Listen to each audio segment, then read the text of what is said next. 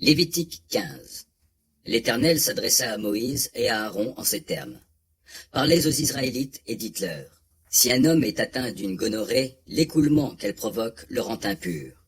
Qu'il y ait écoulement ou obstruction des organes, il y a impureté. Tout lit sur lequel cet homme couchera et tout meuble sur lequel il s'assiera seront impurs. Celui qui touchera son lit nettoiera ses vêtements, se lavera à l'eau et sera impur jusqu'au soir. Celui qui s'assiera sur le siège utilisé par cet homme nettoiera ses vêtements, se lavera à l'eau et sera impur jusqu'au soir. Celui qui touchera le malade nettoiera ses vêtements, se lavera et sera impur jusqu'au soir. Si le malade crache sur quelqu'un qui est pur, ce dernier nettoiera ses vêtements, se lavera et sera impur jusqu'au soir. Toute celle sur laquelle aura voyagé le malade sera impure. Quiconque touchera à un objet quelconque placé sous lui sera impur jusqu'au soir. Et quiconque prendra un tel objet nettoiera ses vêtements, se lavera et sera impur jusqu'au soir. Celui que le malade aura touché, sans s'être rincé les mains à l'eau, nettoiera ses vêtements, se lavera et sera impur jusqu'au soir. Tout récipient de terre cuite que le malade aura touché sera brisé, et tout objet en bois sera lavé à l'eau. Quand le malade sera guéri de sa gonorrhée, il comptera 7 jours comme temps de purification, puis il nettoiera ses vêtements, se lavera à l'eau de source, et il sera pur. Le 8e jour, il prendra 2 tourterelles ou 2 pigeonneaux. Il se présentera devant l'Éternel, à l'entrée de la tente de la rencontre, et donnera les oiseaux au prêtre. Celui-ci les offrira, l'un comme sacrifice pour le péché, l'autre comme holocauste.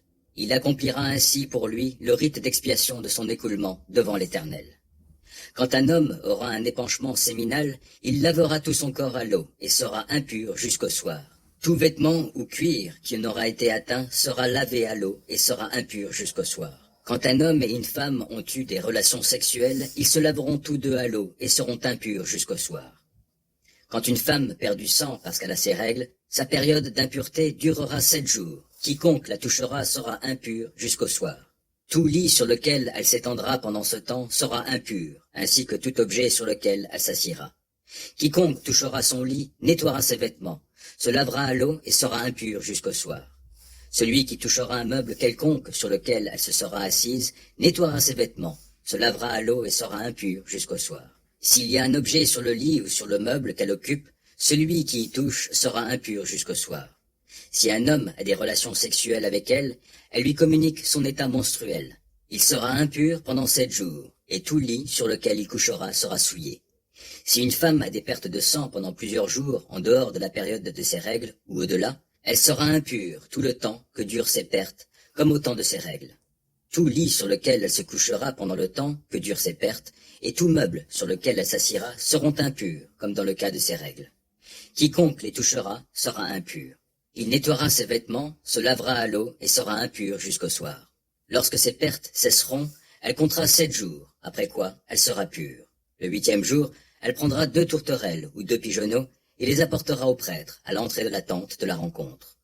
Le prêtre offrira l'un d'eux comme sacrifice pour le péché et l'autre comme holocauste. Il fera ainsi pour elle devant l'Éternel l'expiation des pertes qui la rendaient impure.